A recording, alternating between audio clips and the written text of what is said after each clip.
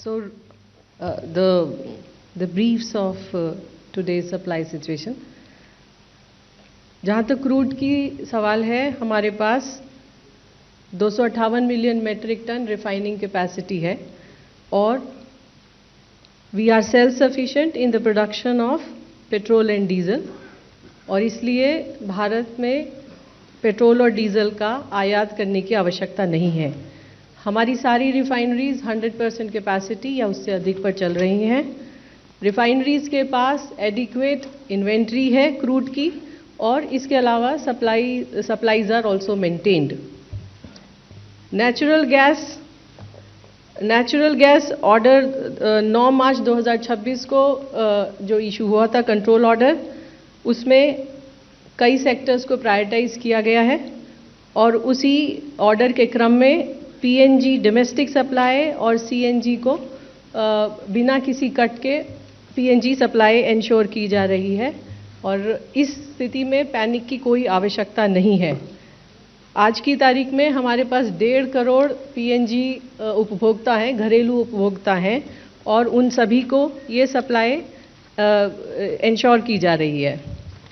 आप सबके माध्यम से मैं ये कहना चाहूँगी कि इन 1.5 करोड़ के अलावा लगभग 60 लाख ऐसे हाउस होल्ड्स हैं जिनके बहुत करीब में पीएनजी कनेक्टिविटी है और वो बहुत आसानी से पीएनजी कनेक्शन ले सकते हैं। सो आप सभी के माध्यम से मेरी उन सभी उपभोक्ताओं से अपील होगी कि वो पीएनजी कनेक्शन लें। ये इसलिए भी इम्पॉर्टेंट है ताकि हम जो एलपीजी के ऊपर प्रेशर है उसको हम थोड़ा सा रिड्यूस कर पाएँ। इसके अलावा हमारे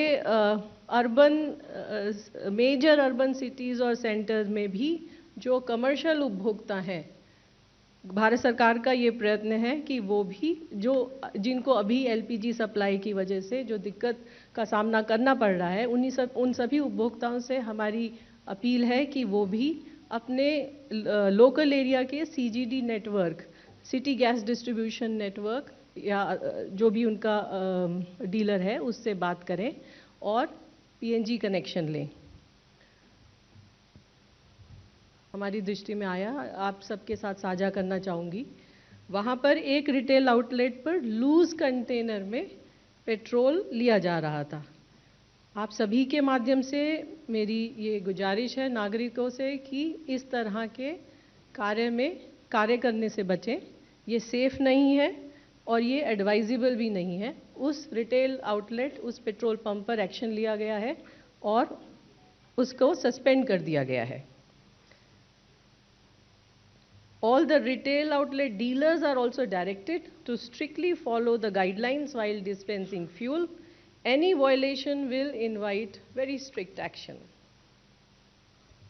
LPG के संबंध में मैं कहना चाहूँगी कि ये एक इशू ऑफ कंसर्न है हमारे लिए, खासकर जब हमारा मुख्यतः जितना भी आयात हो रहा है उसमें एक major portion strait of Hormuz से आता है और वहाँ पर क्लोजर की वजह से थोड़ी सी मैटर ऑफ कंसर्न है। लेकिन इसके बावजूद भी किसी भी 25,000 डिस्ट्रीब्यूटर्स में कहीं कोई ड्राई आउट रिपोर्ट नहीं हुआ है।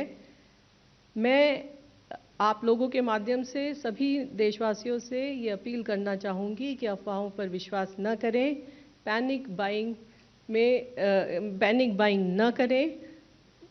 We are showing you a data. हमारा जो एवरेज बुकिंग है वो लगभग 50-55 लाख बुकिंग पर डे है, लेकिन अगर आप देखें कि पिछले कुछ दिनों में booking has increased to 75-76 lakh also. Cylinder हम पहले भी डिस्ट्रीब्यूट करते थे अपने डिस्ट्रीब्यूशन नेटवर्क के द्वारा और वो हम आज भी कर रहे हैं। इसके अलावा कॉल सेंटर, जो public sector oil marketing companies हैं, उनके कॉल सेंटर को भी स्ट्रेंथन किया गया है। कॉल सेंटर में सीट्स को बढ़ाकर 400 और टेलीफोन लाइंस को भी बढ़ाकर 650 कर दिया गया है ताकि लोग वहाँ पर अपना ग्रीवेंस रजिस्टर करा पाएँ। इसके अलावा एक मुख्य चीज़ जो मैं आप लोगों को बताना चाहूँगी वो ये कि ब्लैक मार्केटिंग और होर्डिंग पर भी एक्शन लिया जा रहा है। आज भी secretary Ministry of Petroleum and Natural Gas and Secretary Consumer Affairs, Government of India ने एक मीटिंग किया है स्टेट्स के, यूनियन टेरिटरीज के सभी secretaries, food and civil supplies departments के साथ, और उनको प्रिवेलिंग सिचुएशन से अवगत कराया है। इसके साथ ही the states have been assured of the continuous coordination and cooperation with regard to fuel supplies in the country. इसके साथ स्टेट्स को एडवाइस किया गया है कि ब्लैक मार्केटिंग और होर्डिंग के खिलाफ एक्शन लें, और स्टेट से रिक्वेस्ट है कि वो इंश्योर कराएं कि इस तरह के इंसिडेंट्स ना हो। इस संदर्भ में मैं आपको एक और बात बताना चाहूँगी कि ब्लैक मार्केटिंग और होर्डिंग को रोकने में डिस्ट्रिक्ट एडमिनिस्ट्रेशन का, डीएम्स का, एसपीज का एक बहुत इम्पॉर्टेंट रोल है, और डीएम्स और एसपीज को डायरेक्शंस भी इशू किए हैं। इसके अलावा कई सारे स्टेट्स जैसे मेघालय, त्रिपुरा, मध्य प्रदेश, महाराष्ट्र, आंध्र प्रदेश, हरियाणा, राजस्थान, केरला, कर्नाटक, उत्तर प्रदेश, इन सभी स्टेट्स में कंट्रोल रूम भी ओपन किए गए हैं। इसके अलावा states like Maharashtra, Telangana, Andhra Pradesh, Rajasthan, Uttar Pradesh and Bihar, etc. are issuing daily press brief on this situation. Now, I like to highlight some of the action taken. These are some of the cases which have come to the notice and the action has been taken. Uttar Pradesh में झांसी में एक ट्रकलोड cylinder का theft हुआ और police ने बहुत successfully उसको recover किया और गिल्टी लोगों पर एक्शन लिया। उत्तर प्रदेश में ही हापुड़ में एक घर से सिलेंडर बरामद हुए हैं और वहाँ पर जो कंसर्न डिस्ट्रीब्यूटर था उसका गोडाउन सील किया गया है। कर्नाटका में भी food and civil supplies department के ऑफिसर्स ने रेड की है और इसी तरह जो इलीगली स्टोर्ड सिलेंडर्स थे उनकी रिकवरी की है। इसी तरह मध्य प्रदेश में भी एक्शन लिया गया है। आपके माध्यम से मैं सारे डिस्ट्रीब्यूटर्स को ये कहना चाहूँगी कि हमें कुछ भी ऐसा नहीं करना है जो इलीगल है और जिसके लिए हमें पछताना पड़े। इसके अलावा जो पीएसयू ऑयल मार्केटिंग कंपनीज के ऑफिशियल्स हैं उनको भी एक्टिवेट कर दिया गया है सरप्राइज इंस्पेक्शन के लिए, ताकि इस तरह की स्थिति उत्पन्न ना हो। There are certain other measures, in brief I will just list out before you. Uninterrupted supply to domestic household has been ensured. जो घरेलू हमारे कंज्यूमर हैं, उपभोक्ता हैं, उनको अनइंटरप्टेड सप्लाई इंश्योर की जा रही है। इसी तरह हॉस्पिटल्स और एजुकेशनल इंस्टीट्यूशन को भी एलपीजी की सप्लाई दी जा रही है। Domestic production of LPG has increased by 30% today. हमारी रिफाइनरीज के अंदर 5 मार्च की तुलना में आज 30% अधिक एलपीजी का उत्पादन हो रहा है।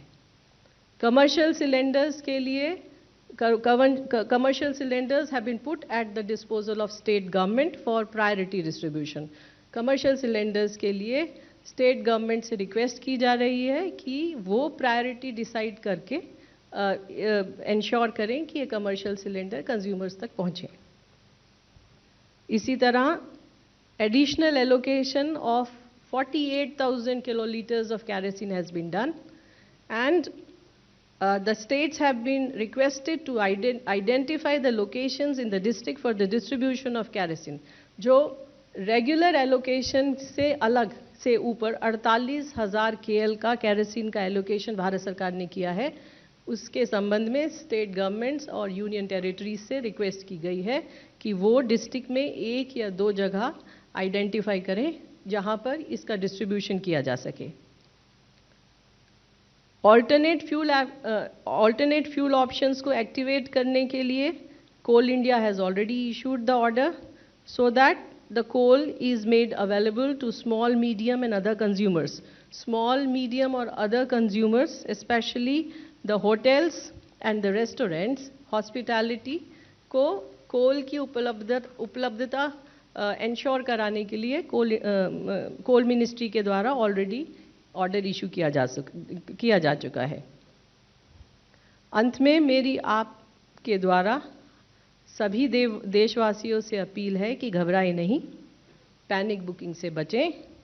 इसके अलावा एलपीजी डिस्ट्रीब्यूटर के पास जाकर लाइन लगाने की आवश्यकता नहीं है। There is a system of online booking and large number of people, I mean you can see almost 83% of the people have booked the cylinder either through IVRS, SMS, WhatsApp booking or mobile application of the OMCs. So IVRS के द्वारा, SMS के द्वारा, WhatsApp के द्वारा और mobile application हमारी oil marketing companies की mobile application के द्वारा गैस सिलेंडर की बुकिंग की जा सकती है। कृपया उसका उपयोग करें। हमारी ये भी आप सभी के माध्यम से देशवासियों से अपील है कि जितनी ज़रूरत है ज़रूरत के हिसाब से बुकिंग करें और पैनिक बुकिंग न करें। And in the end I request the media to help disseminate correct information and rely on official sources so that unnecessary panic can be avoided. Straight of Hormuz के पश्चिम तरफ जो Persian gulf है उसमें 24 Indian flag vessels हैं, जो कल भी उतने ही थे, आज भी 24 वेसल हैं। उसमें 677 भारतीय नाविक हैं। स्ट्रेट ऑफ हॉर्मुज के ईस्ट में पूर्वी साइड में जो गल्फ ऑफ ओमान है उसमें 4 वेसल थे कल, एक उसमें से मूव किया है जग प्रकाश जो एक ऑयल टैंकर है। तो अब वहां पे 3 भारतीय फ्लैग के वेसल्स रह गए, उसमें 76 इंडियन नाविक हैं। टोटल गल्फ रीजन में करीब 23,000 इंडियन नाविक हैं जो across merchant, harbour, offshore vessel वगैरह में काम कर रहे हैं। नमस्कार। स्ट्रेट ऑफ हॉर्मुज के पश्चिम तरफ जो पर्शियन गल्फ है उसमें 24 इंडियन फ्लैग वेसल्स हैं, जो कल भी उतने ही थे, आज भी 24 वेसल हैं। उसमें 677 भारतीय नाविक हैं। स्ट्रेट ऑफ हॉर्मुज के ईस्ट में पूर्वी साइड में जो गल्फ ऑफ ओमान है उसमें 4 वेसल थे कल, एक उसमें से मूव किया है जग प्रकाश जो एक ऑयल टैंकर है। तो अब वहां पे 3 भारतीय फ्लैग के वेसल्स रह गए, उसमें 76 इंडियन नाविक हैं। इसके अलावा टोटल गल्फ रीजन में करीब 23,000 इंडियन नाविक हैं जो across merchant, harbour, offshore vessel वगैरह में काम कर रहे हैं। और डीजी शिपिंग इन सभी से निरंतर तरीके से संपर्क बनाए हुए है। जो उनकी इंगेजमेंट एजेंसी है, आरपीएसएल कहते हैं उनको, रिक्रूटमेंट एंड प्लेसमेंट सर्विसेज लाइसेंसी, तो डीजी शिपिंग के लाइसेंसी होते हैं, उनके द्वारा जो हमारी भारतीय मिशन है इन कंट्रीज में उनके द्वारा और जो भी और स्टेक होल्डर हैं उनके द्वारा, इन सभी से संपर्क लगातार बना हुआ है। इस पे एक डीजी शिपिंग ने एडवाइजरी भी जारी की थी 4 मार्च को, निरंतर करती रहती है, समय समय के अनुसार करती रहती है। एक 4 मार्च को पुनः जारी किया है और वो कम्युनिकेशन डीजी शिपिंग सभी को एक साथ भेजता है। तो करीब 7.5 लाख जो इंडियन सीफेरर हैं सभी को डीजी शिपिंग ने एक कम्युनिकेशन भेजा, इस एडवाइजरी को भेजा, जिसके थ्रू जो डीजी शिपिंग की 24/7 हेल्पलाइन है उसके कॉन्टैक्ट डिटेल कि कोई भी असिस्टेंस, किसी भी तरीके की आवश्यकता हो, सहायता की ज़रूरत हो तो आप डीजी शिपिंग से संपर्क कर सकें, इसके लिए उनको अपडेट किया है। ये निरंतर करते रहते हैं बट इस परिस्थिति में विशेषकर से दोबारा किया है। इसके अलावा 28 फरवरी से डीजी शिपिंग की जो 24/7 कंट्रोल रूम है, डीजी कॉम सेंटर बोलते हैं उसको, उसमें 28 फरवरी के बाद, ये निरंतर चलती है, पूरे साल चलती है, बट 28 फरवरी के बाद से इस सेंटर में करीब 2425 कॉल रिसीव हुई हैं और करीब 4,500 ईमेल रिसीव हुए डिफरेंट सीफेरर से, सीफेरर के फैमिली मेंबर्स से और अदर स्टेक होल्डर से किसी भी प्रकार की सूचना की जानकारी के लिए या किसी मदद के लिए। और इसी संदर्भ में डीजी शिपिंग ने जो भारतीय नाविक हैं गल्फ रीजन में जिनका एम्प्लॉयमेंट का टर्म खत्म हो गया, वो साइन ऑफ कर चुके हैं शिप से, उसमें करीब 200 भारतीय नाविकों को भारतवर्ष में वापस लाने का भी सफलता से किया, और वो भी हमारी एम्बेसीज के क्लोज कोऑर्डिनेशन के साथ किया। और जैसा मैंने बताया, मैं इसको रिआइटरेट कर रहा हूं, दोबारा बोल रहा हूं कि सारे भारतीय वेसल्स और सारे उस पे भारतीय नाविक, उनकी एक्टिव मॉनिटरिंग हो रही है जिससे उनकी सेफ्टी और सिक्योरिटी इंश्योर हो सके। जो डीजी शिपिंग की एडवाइजरीज हैं उसके कुछ मुख्य बिंदु मैं बता रहा हूं। डिटेल्ड एडवाइजरीज हैं, सारे लोगों को जाती हैं, सारे स्टेक होल्डर्स को जाती है, सारे शिप ओनर्स को जाती है, सारे नाविकों को जाती है। बट इन एडवाइजरीज के कुछ मुख्य बिंदु मैं बता रहा हूं। डीजी शिपिंग की जो कम्युनिकेशन सेंटर है, डीजी कॉम सेंटर, जो 24/7 चलती, उस हेल्पलाइन को या उसके ईमेल की मदद लें किसी भी आवश्यकता के समय। सेफ्टी इंस्ट्रक्शंस हैं वो फॉलो करें, जो भी लोकल अथॉरिटी जारी करती हैं या हमारी मिशन, जो भारतीय मिशंस हैं बाहर, वो जारी करती हैं, उसको फॉलो करें। जो भी जहाज हैं, हमने भारतीय फ्लैग के जहाज हैं, उसको शिप शोर सिक्योरिटी ड्रिल्स को कवर करें, जिससे कि किसी प्रकार की थ्रेट्स, वो ड्रोन से हो या लॉयटरिंग म्यूनिशन से हो या किसी तरीके के असिमेट्रिक अटैक से हो, उसके लिए सिक्योरिटी ड्रिल्स को फॉलो करें। और डीजी शिपिंग या मिनिस्ट्री ऑफ एक्सटर्नल अफेयर्स की कोई भी एडवाइजरी या अपडेट जाती है तो उसको रेगुलरली मॉनिटर करते रहें। ये कुछ बिंदु मैंने बताए, एडवाइजरीज थोड़ी और डिटेल भी हैं। अब मैं पोर्ट के ऑपरेशंस के विषय में कुछ बिंदु बताता हूं। पोर्ट के ऑपरेशंस पूरे भारतवर्ष में स्टेबल हैं और सारे मेजर पोर्ट और अदर देन मेजर पोर्ट्स जो स्टेट मैरीटाइम बोर्ड के अंतर्गत भी आते हैं, उनके लिए एक स्टैंडर्ड ऑपरेटिंग प्रोसीजर जारी किया हुआ है, जिससे कि वो सारी शिपिंग लाइंस और एक्सपोर्टर्स के साथ समन्वय बना के रखें, उनके साथ कोऑर्डिनेट करें और उनकी कोई भी ग्रीवांस हो उसको टाइम बाउंड बेसिस पे रिड्रेस करें।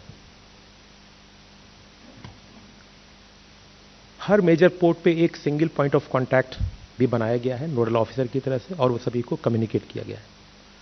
एलपीजी वेसल्स को, एलपीजी कैरियर वेसल्स को मेजर पोर्ट्स पे प्रायोरिटी बर्थिंग दी गई है, और ports have also implemented facilitation measures such as permitting storage of affected Middle East bound cargo as transshipment cargo, allotting additional storage space, ad hoc vessel berthing, prioritizing handling of perishable and returning export cargo, expediting back to town movement in coordination with customs, and enhancing bunkering support wherever feasible.